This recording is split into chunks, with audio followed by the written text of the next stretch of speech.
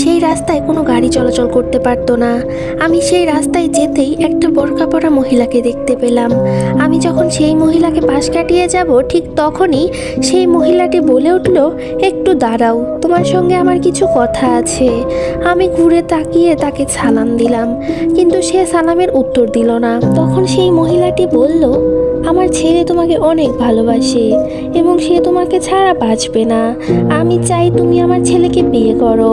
তখন আমি সেই মহিলাকে বললাম, দেখুন, আমি এখনই কোনো সম্পর্কে জড়াতে চাচ্ছি না, আমাকে মাফ করবেন। কিন্তু সেই মহিলাটি কোনোভাবেই আমার কথা মানল না। সে বারবার বলতে লাগলো, তুমি একবার আমার ছেলেকে দেখো, যদি তোমার পছন্দ না হয় তাহলে আমি আর কখনো তোমাকে বিরক্ত করব না। আর বলল, এই রাস্তায় গেলেই তুমি আমার ছেলেকে দেখতে পাবে। এই বলে সেই মহিলাটি আমার পিছন দিয়ে চলে গেল। তারপর আমি ভয়ে ভয়ে বাড়ির রাস্তার দিকে রওনা দিলাম।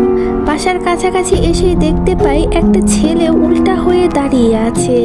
আমি বুঝতে পারলাম এটাই সেই ছেলে যে কিনা আমাকে পছন্দ করে। আমি একটু আগাতে যাব ঠিক তখনই সেই ছেলেটি আমার দিকে ঘুরে তাকালো। আমি তাকে দেখে ভয় পেয়ে যাই, কারণ ছেলেটি দেখতে খুবই অদ্ভুত ছিল। তার চোখ দুটো একদম সাদা ছিল, আর সে অনেক লম্বা ছিল এবং তার মুখে অনেক লোম ছিল। এবং সেই ছেলেটি একটা ভয়ঙ্কর হাসি দিয়ে আমাকে বলে, তুই আমারই হবি।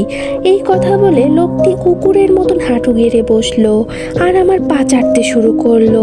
এসব দেখে আমি ভয়ে চিৎকার দিয়ে অজ্ঞান হয়ে যাই এবং রাস্তায় পড়ে থাকি।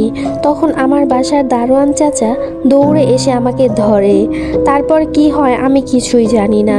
আর চোখ খুলে দেখতে পাই আমার মা বাবা আমার পাশে। আমার মা বলতে থাকে আমি নাকি প্রায় 2 মাস আমার মধ্যে ছিলাম না, আমাকে অন্য কেউ নিয়ন্ত্রণ করত। তারপর আমি ভালোভাবে মাকে সবটা জিজ্ঞাসা করি। তখন মা বলল, তুই অজ্ঞান হয়ে যাওয়ার পর তোকে দারোয়ান চাচা বাসায় দিয়ে যায়। তারপর অনেকক্ষণ পর তোর জ্ঞান ফিরে। আমি তোকে ঘুম পাড়িয়ে আমার রুমে চলে যাই। তার কিছুক্ষণ পর তোর রুম থেকে একটা বিকট শব্দ শুনতে পাই। তখন আমি দৌড়ে তোর রুমে চলে যাই এবং দেখতে পাই তুই ফ্রিজের কাছে বসে কি জানি একটা খাচ্ছিলি। যখন আমি তোর কাছে যাই তখন দেখতে পাই তুই কাঁচা মাছ চিবিয়ে খাচ্ছিস। পরের পার্ট লাগবে? বেশি বেশি কমেন্ট করো।